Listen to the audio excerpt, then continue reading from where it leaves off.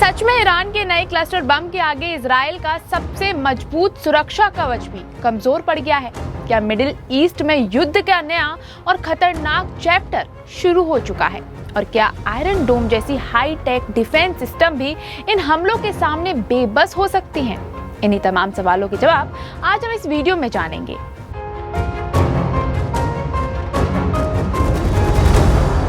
इस युद्ध के 8वें दिन भी हालात काफी ही बिगड़े हुए नजर आ रहे हैं। ईरान और इजराइल के बीच लंबे समय से चल रही दुश्मनी अब और ज्यादा खुलकर सामने आने लगी है।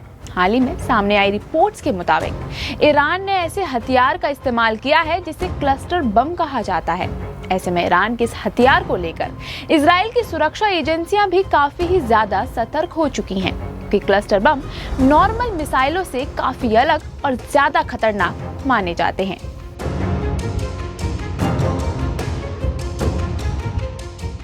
क्लस्टर बम एक ऐसा हथियार है जिसमें एक बड़े बम के अंदर कई छोटे छोटे विस्फोटक भरे होते हैं। ऐसे में जब यह हवा में फटता है तो सैकड़ों छोटे बम अलग अलग दिशाओं में गिरते हैं और बड़े इलाके में तबाही मचा देते हैं, यानी कि एक ही हमले में कई जगह विस्फोट हो सकते हैं। इसी वजह से इसे कंट्रोवर्शियल वेपन्स की कैटेगरी में रखा जाता है।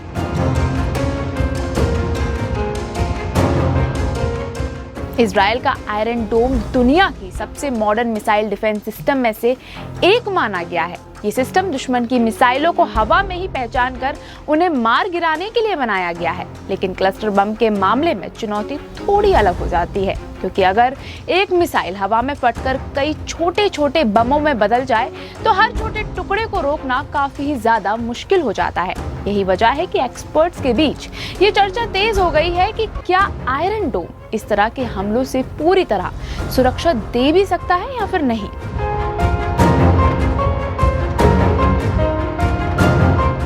कुछ रिपोर्ट्स और दावों में ये तक कहा जा रहा है कि ईरान के इन हथियारों से इजराइल में चिंता बढ़ गई है।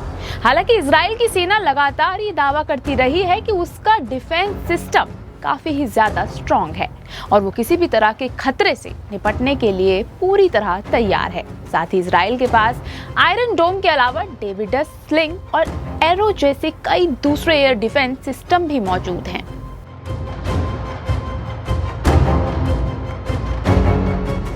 इसी के साथ ही आपको बता दें कि एक्सपर्ट्स का मानना है कि अगर ईरान और इजराइल के बीच तनाव इसी तरह बढ़ता रहा तो पूरे मिडिल ईस्ट में बड़ा सैन्य टकराव भी हो सकता है, क्योंकि इस एरिया में पहले से ही कई देश अलग अलग पक्षों में खड़े दिखाई देते हैं। ऐसे में किसी बड़े हमले का असर सिर्फ 2 देशों तक सीमित नहीं रहेगा। अब सबसे बड़ा सवाल यही है कि क्या ईरान के नए हथियार सच में इजराइल को चुनौती दे सकते हैं, या फिर आयरन डोम और इजराइल की सैन्य ताकत हर खतरे को पहले की तरह नाकाम कर देगी। मिडिल ईस्ट में बढ़ता ये तनाव आने वाले समय में दुनिया की राजनीति और सुरक्षा समीकरण को बदल सकता है। आप क्या सोचते हैं? क्या ये सिर्फ ताकत दिखाने की रणनीति है, या फिर सच में आने वाला समय इस जंग को और भी ज्यादा ऐतिहासिक बनाने वाला है? अपनी राय हमें कमेंट करके जरूर बताएं। ऐसी ही और भी तमाम खबरों से जुड़े रहने के लिए फॉलो और सब्सक्राइब करें इंस्टाफीड न्यूज़ को।